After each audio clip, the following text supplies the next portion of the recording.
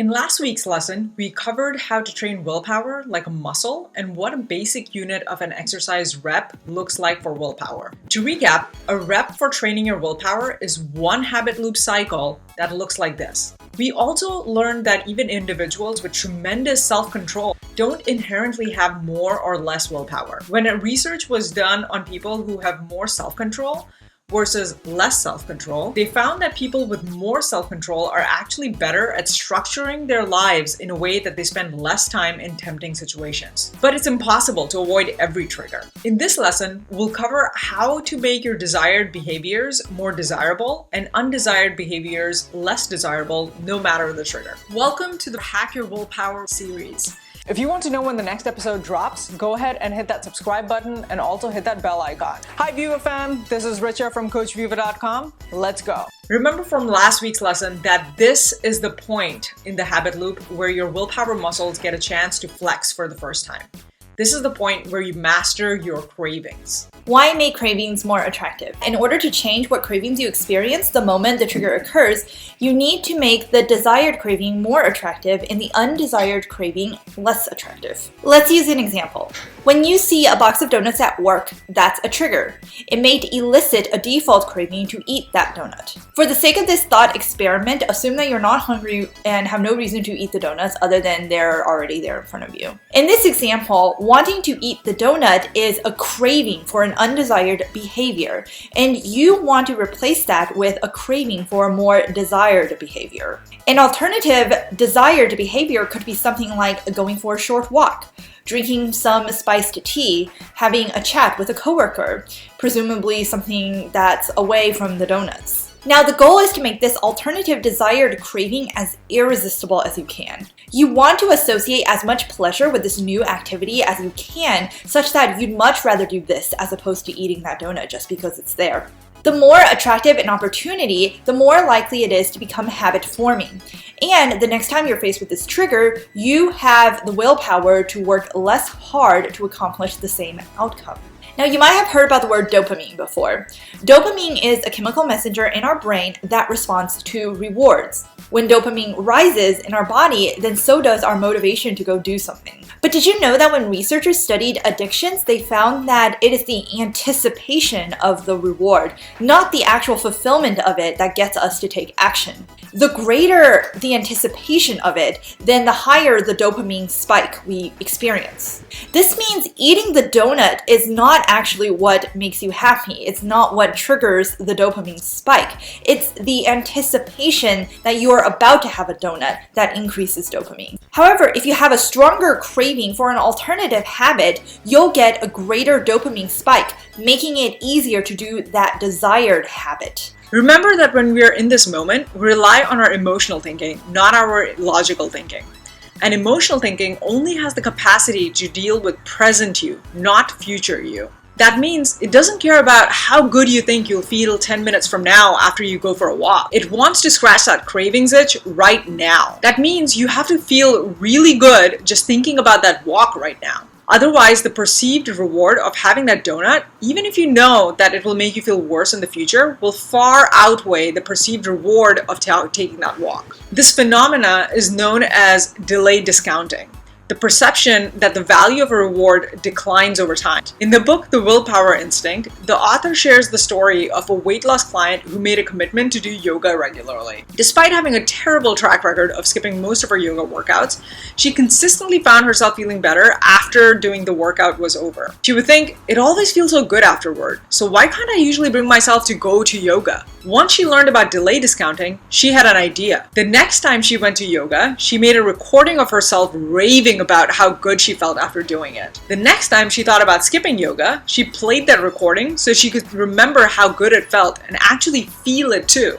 What she did was hack her brain to bring her future self to the present. She made herself feel in the present what she knows her future self will feel after yoga. You can do the same thing. Now, just because we've created a craving to do a specific action doesn't mean it's easy to follow through on that action. So next, we'll learn how to make the desired action you want to take so effortless that it almost becomes inevitable for you to do.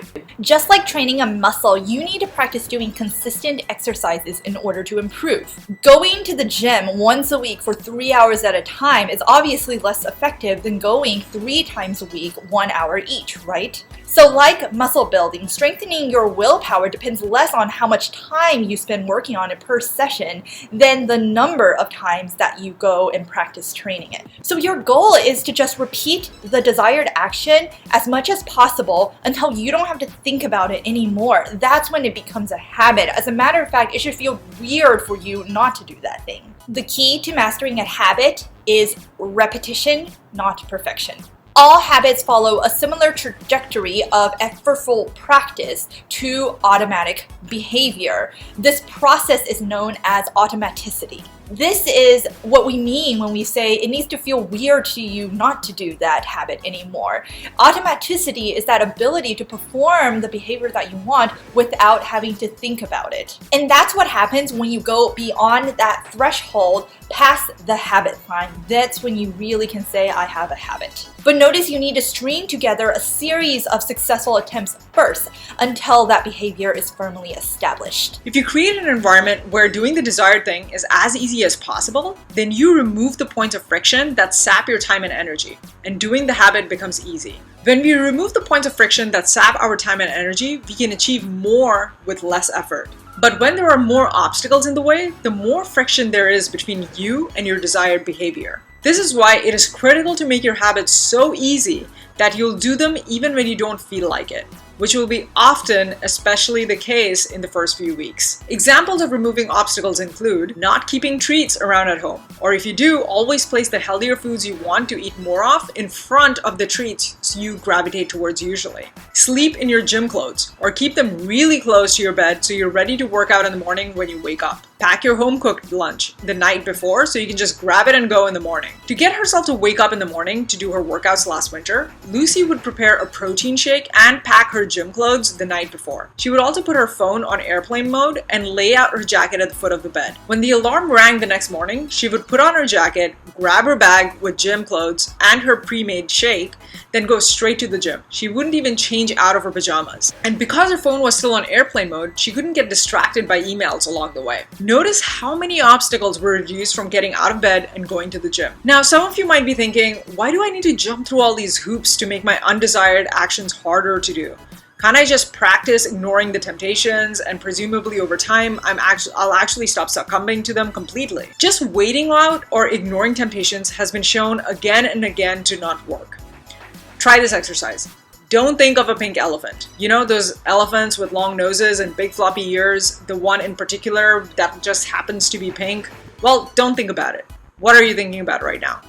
Pink elephants everywhere, right? This is due to a phenomena called ironic rebound. The fact that suppressing our thoughts only makes us think more about it. Here's what's happening in your brain when you try to ignore something. One part of your brain, the monitor, looks for the thing you don't want to think about. The other part, the operator, does the work to inhibit these thoughts and feelings. The monitor can run without conscious effort, but the operator needs our attention and focus, which we don't have the mental resources to keep up and running all the time. That's why, try as you might, the monitor will always win out in the end. This is why it's not enough to ignore your feelings and hope you'll force them to go away over time. Next, we'll wrap up the reward phase of the habit loop, which is where all the post-processing takes place. Recall that this is the part after you have finished doing the action and your brain rewires itself to take the action either easier or harder to do next time, depending on how you interpreted the situation. To start, let's talk about the right and wrong ways to make an experience feel satisfying. Our brains have evolved to prioritize immediate gratification over delayed gratification. And the opposite is true too. Our brains are evolved to avoid immediate disappointment over delayed disappointment. What is immediately rewarded gets repeated, and what is immediately punished gets avoided. This is human nature, and you need to work with the grain of human nature, not against it. The best way to do this is to add a little bit of immediate pleasure to the habits that you are trying to build and a little bit of immediate pain to the ones that don't. And you have to trust the system that over time you will develop the inherent desire to do those habits. The size of the reward and punishment matters far less than the immediacy of the reward or punishment. So many people try to add a ton of exercise to their plate all at once and then commit to a 3 times a week, hour-long CrossFit schedule. And they do this when they haven't even exercised in the past 3 or 6 months. Why? Because it feels exciting to commit to something that's big and new, and the bigger it is, the more we feel like we're making a transformational, valuable change to our conscious brains anyway. But to our subconscious brain, the part that actually decides whether or not we're going to do something when the trigger hits, it doesn't care about the size of the reward. All it cares is getting that reward as quickly as possible. So unless you do something about it, it's going to be eating that donut because that's quick to do. So pick something smaller to do a smaller kind of exercise. But no matter what you try, remember, it's the immediacy, not size, that matters. So what's the best way to make your desired behavior deeply satisfying and instantly gratifying? Focus on quick, small wins. The vital thing in getting a habit to stick is to feel successful after doing it, even if it's in a small way. The feeling of success is a signal that your habit paid off and that the work was worth it. But before we end this course, we need to cover the top 5 willpower killers that break 90% of the people who try to establish a new habit. These are the most common thought patterns that start to creep up throughout your journey. And you will sooner or later come across certain thought patterns that will sabotage your progress if you drop your guard. The first willpower killer is shame. Recall that there is a difference between guilt and shame. Guilt is when you feel upset for an action you did. Shame is when you feel upset about who you are, which is what happens when you call yourself bad for eating that second donut, for example. Whereas guilt discourages people from doing an unwanted action, shame can actually encourage you to do more of that action. The second willpower killer is moral licensing. Remember from lesson 1 that moral licensing is the thought that you deserve something bad because you did something good earlier on. The third willpower killer is boredom. Most people quit due to boredom than due to failure.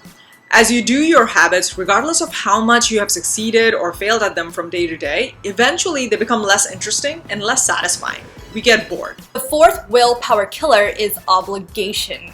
Doing what you think you should do versus what actually works for you. Look, not everything will work out for you, and not everything should work out for you, and that's normal. The last willpower killer is by far the most common. The belief that you can only do something if you just had the motivation. Tough love time.